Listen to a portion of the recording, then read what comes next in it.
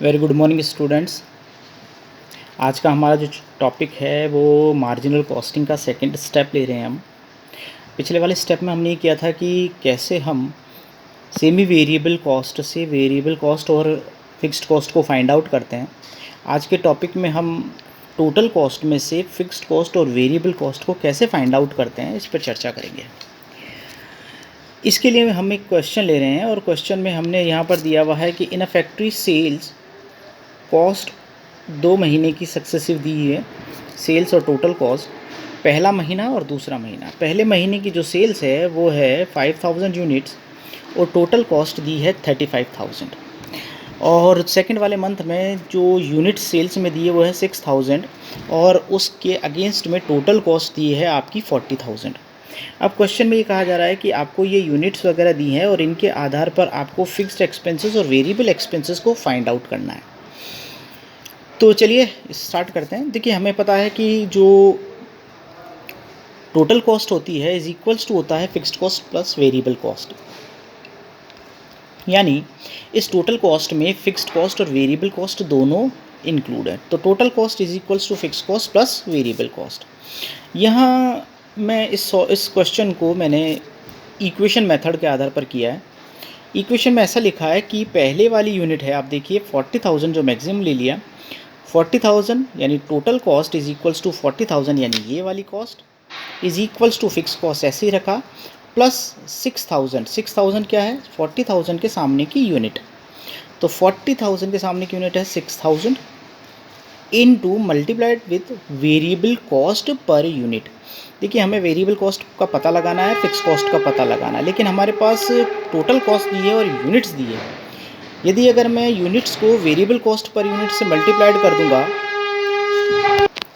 यदि मैं variable cost को से मल्टीप्लाइड कर दूंगा तो हमारे सामने वेरिएबल कॉस्ट आ जाएगी। इसी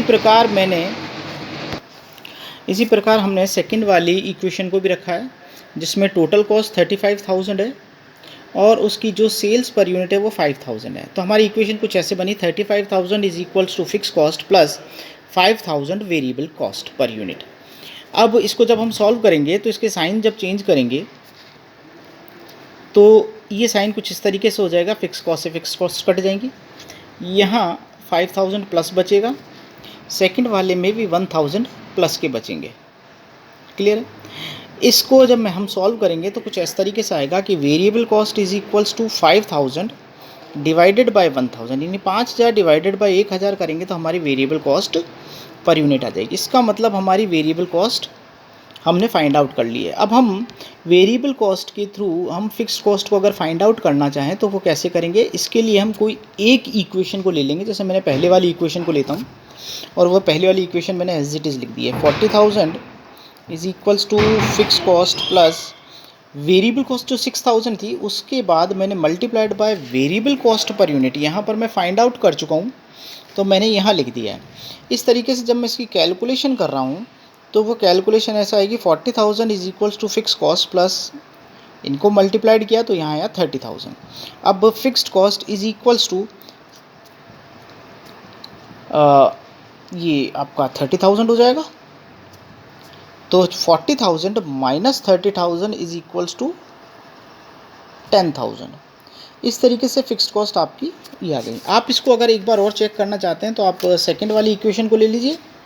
जैसे हम इसको यहाँ लिख रहे हैं, 35,000 is equals to fixed cost plus वहाँ यूनिट जो दी गई है वो 5,000 यूनिट दी गई है into variable cost per unit आपकी कितनी निकाली हमने, 5 रुपये। इस तरीके से 35,000 is equals to fixed cost is plus इनको मल्टीप्लाइड किया तो यहाँ पर आया 25,000, तो यहाँ आया fixed cost is equals to 35,000 minus 25,000 बराबर 10,000। इट मीन्स अगर आप देखेंगे तो फिक्स कॉस्ट हमेशा हर प्रोडक्शन के लेवल पे इक्वल होती है, इसलिए यहाँ पर हमारा आंसर बिल्कुल क्लियर है कि फ़िक्स कॉस्ट 10,000 है और यहाँ पर भी 10,000 है। और अगर वेरिएबल कॉस्ट आप देखना चाहते हैं तो पर यूनिट से हम वेरिएबल कॉस्ट निकाल चुके हैं 30,000 और 25,000। इस तरीके से अगर हमारे पास क्वेश्चन में सेल्स यूनिट और टोटल कॉस्ट दी है तो हम उसके आधार पर हम फिक्स्ड कॉस्ट और वेरिएबल कॉस्ट को निकाल सकते हैं। ये हमारे फर्दर जो आगे क्वेश्चंस आएंगे ये उसमें बहुत हमारे लिए आवश्यक होगा। इसके बाद हम बात करते हैं कंट्रीब्यूशन की।